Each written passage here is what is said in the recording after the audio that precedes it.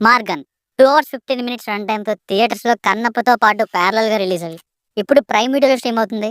నాకు తెలిసి ఈ రీసెంట్ టైమ్స్‌లో ఈ సినిమా రివ్యూ అడిగినంతగా ఆడియన్స్ ఏ సినిమాకి అడగలేదేమో నన్ను. అదేంటో తెలీదు. ఎప్పుడు చూద్దామన్న థియేటర్‌లో టైం సెట్ అవ్వక ఇప్పటికి ఓటీటీలో చూసా. ఇక చూసాక నాకైతే నచ్చింది గైస్ మూవీ. ఒక్క సెకండ్ హాఫ్‌లో ఒక అరగంట ఫిల్లర్ సీన్స్‌లా అనిపించింది గానీ, కొంచెం అటు ఇటుగా.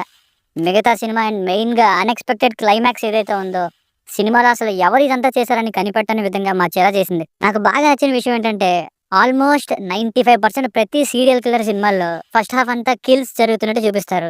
సెకండ్ హాఫ్ ఏమో కిల్లర్ ఎవరు అని చూపించి, ఏదో ఒక ఫ్లాష్ బ్యాక్ ఆ కిల్లర్ కోసం రివీల్ చేసి, లాస్ట్‌కి వాడిని పట్టేసుకున్నట్టో, చంపేసినట్టో ఎండ్ చేస్తారు. కానీ ఈ సినిమా కంప్లీట్‌గా డిఫరెంట్ అనిపించింది. మూవీ స్టార్ట్ అవ్వడమే క్లైమాక్స్‌తో స్టార్ట్ అయ్యి, ఫ్లాష్ బ్యాక్ మోడ్‌లోకి వెళ్ళి, సెకండ్ హాఫ్‌ని ఫస్ట్ హాఫ్‌లో పెట్టినట్టుగా ఎంగేజింగ్‌గా ఫస్ట్ హాఫ్‌ని నడిపి, ఒక సరికొత్త పాయింట్‌ని ఇంక్లూడ్ చేశారు. డిఫరెంట్ స్క్రీన్ ప్లే కూడా ఉంది. అండ్ ఈ కిల్లర్ ఎవరు అని రివీల్ చేశాక, ఎండ్ క్రెడిట్స్‌తో పాటు ఆ కిల్లర్ ఫ్లాష్ బ్యాక్‌ని చూపించడం నచ్చిందండి. నచ్చడం కంటే బాగా డిఫరెంట్‌గా అనిపించింది మూవీ. ఈ మాత్రం కొత్తదనం ఉంటే చాలు, ఏ సినిమానైనా ఎంకరేజ్ చేయాలనిపిస్తుంది ఆటోమేటిక్‌గా. ఇక ఫ్యామిలీతో చూడొచ్చా అంటే యెస్ చూడొచ్చు. ఇబ్బంది పెట్టే సీన్‌లేముండవు. సో చూడొచ్చు. బేసిక్ స్టోరీ లైన్ ఏంటంటే చాలా సింపుల్. హైదరాబాద్‌లో అమ్మాయిల మర్డర్స్. అది చేస్తున్నది ఎవరు అని పోలీస్ అయిన హీరో అతని టీమ్ పట్టుకోగలిగారా లేదా అన్నది స్టోరీ సింపుల్‌గా చెప్తే. Plus points. ఈ విజయ్ ఆంటనీ గారి మూవీలో ఒక రొటీన్ సీరియల్ కిల్లర్ స్టోరీని డిఫరెంట్‌గా నరేట్ చేస్తూ వచ్చారు. ఫస్ట్ సీన్ నుండి ఇంట్రోల్ వరకు ఎంగేజింగ్‌గా దూసుకెళ్లారనే చెప్పాలి.